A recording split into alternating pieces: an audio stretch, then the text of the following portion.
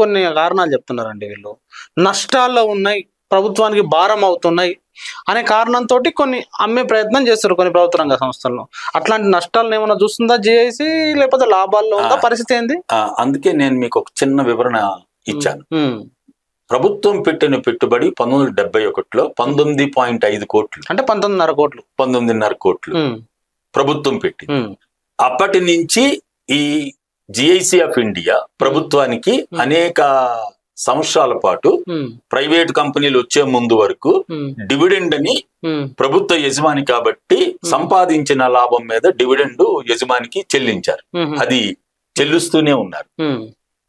ఇప్పుడు మీరు GIC of India వరకు తీసుకుంటే 2017లో 14.28% షేర్లు ప్రైవేట్ వాళ్ళకి అమ్మారు 2017లో. అప్పుడు 9,703 కోట్ల రూపాయలు, 4 కోట్ల రూపాయలు ప్రభుత్వానికి వచ్చాయి. 14.28% అమ్మితే 2017లో 9,704 కోట్ల రూపాయలు ప్రభుత్వానికి వచ్చాయి. ఇవి ఎక్కడి నుండి వచ్చాయి? కేవలం 14.28% అమ్మితే 9,000 చిల్లర కోట్లు, 9,704 కోట్లు ఖచ్చితంగా ఇది ప్రభుత్వానికి వచ్చాయి. కానీ నా పాయింట్ ఏంటనంటే ఇక్కడ అంత లాభాలు జిఐసి ఆఫ్ ఇండియా సంపాదించి ఉండకపోతే 2017లో భారతదేశంలో రీఇన్సూరెన్స్ కంపెనీలో వాటాలు అమ్మితే 9,704 కోట్ల రూపాయలు వచ్చాయి ప్రభుత్వానికి అని అంటే ఎన్ని రెట్లు వచ్చాయి చెప్పండి?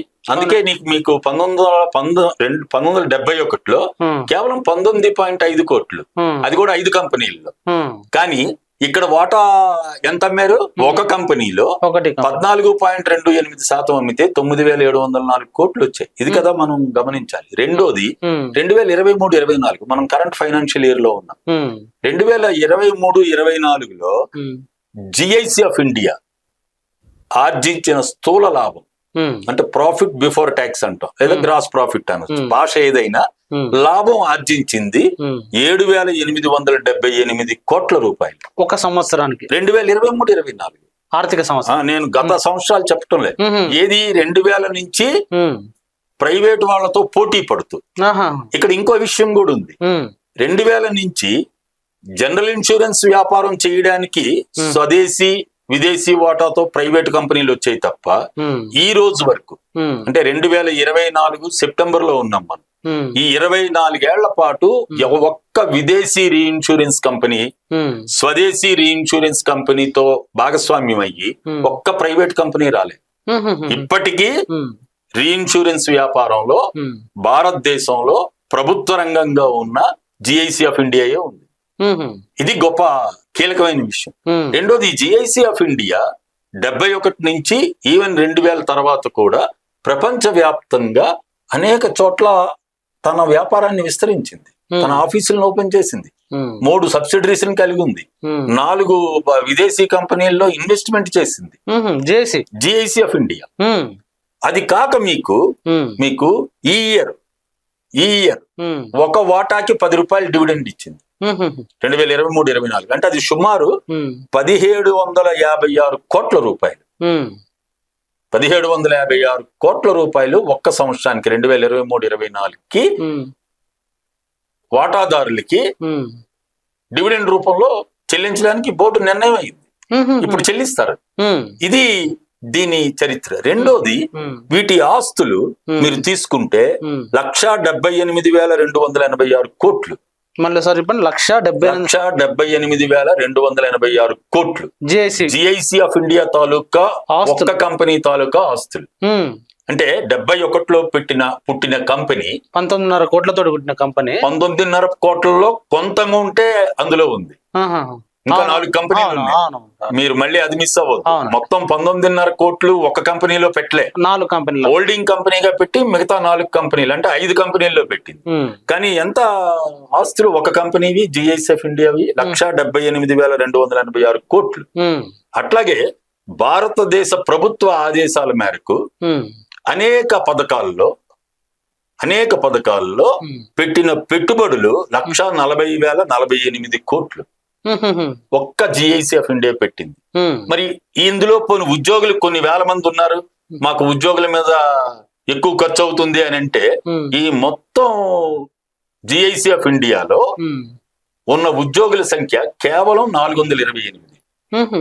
అంటే ఉద్యోగుల మీద పెట్టే ఖర్చు చాలా తక్కువ, కానీ ఆర్జిస్తున్న లాభం, పెట్టుబడులు పెట్టిన పరిస్థితి, ఆస్తులు ఈ లెక్కలు తీస్తే అసలు ఇంత లాభదాయకమైన సంస్థ అయ్యి ఉండి ప్రైవేటు కంపెనీలు కూడా రీఇన్సూరెన్స్ లో ఇంతవరకు కంపెనీ పెట్టలేని పరిస్థితి 24 ఏళ్లు ఉన్నా ఇప్పుడు ప్రభుత్వం మళ్ళీ మేము ఇంకొక 6.8% ఓట్లు షేర్లు అమ్ముతానంటుంది. 6.8%.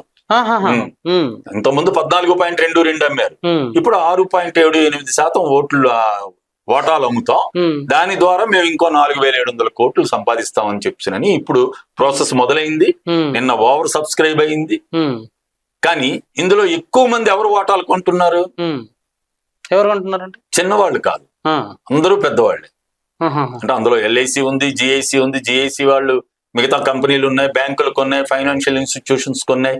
కానీ 2 లక్షల పైన వాటాదారులు, 2 లక్షల రూపాయల పైన పెట్టిన పెట్టుబడి, ఆ వాటాదారుల సంఖ్య ఈ 14.22%లో 98%. 98%. 2% మిగతా మీరన్న చిన్న చితక మీలాంటి వాళ్ళు నాలాంటి వాళ్ళు పెట్టిన షేర్లు. ఇది అంటే ఇందులో మీకు ప్రైవేటు వ్యక్తుల భాగస్వామ్యం, మా భారతదేశ ప్రజలకు భాగస్వామ్యం ఇది కాదు, ఇది లేదు.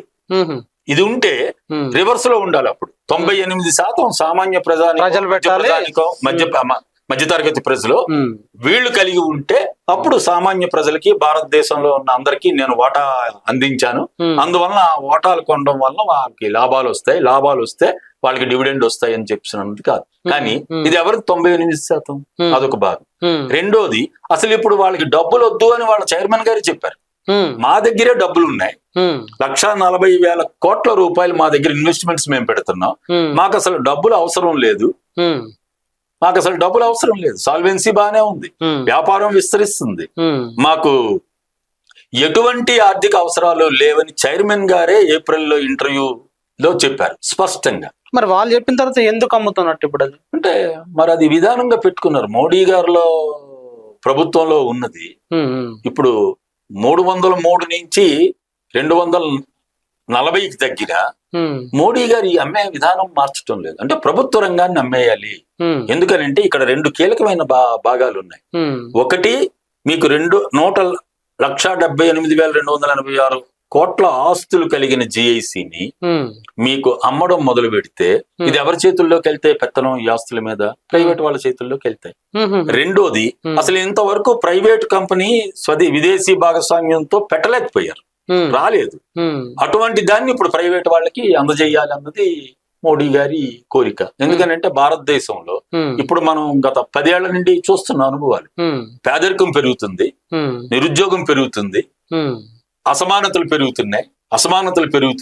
కానీ రెండో పక్క మనకి బిలియనీర్లు పెరుగుతున్నారు. ఇప్పుడు మొన్నే ఒక ఇది వచ్చింది, అదానీ గారు మళ్ళీ నెంబర్ 1 అయ్యారు. అలాగే ఇప్పుడు మా బిలియనీర్ల సంఖ్య భారతదేశంలో 340కి వచ్చిందన్నారు. అంటే ఒక 334 మంది బిలియనీర్లు తయారవడానికి ఇప్పుడు భారతదేశంలో ఈ ప్రభుత్వం ప్రజల ఆస్తుల్ని ఎవరికి ఇస్తుంది? వ్యక్తులకి ఇస్తుంది. ఇది విధానం. అందువల్ల జనరల్ ఇన్సూరెన్స్ లో ఉద్యోగులు గాని, లైఫ్ ఇన్సూరెన్స్ లో ఉద్యోగులు గాని, లేదు ఆర్థిక ప్రగతిని, భారతదేశ అభివృద్ధిని కోరుకుంటున్న వాళ్ళు గాని ఈ డిస్ఇన్వెస్ట్మెంట్ ని వ్యతిరేకించాలి. ఎందుకు అమ్మాలి?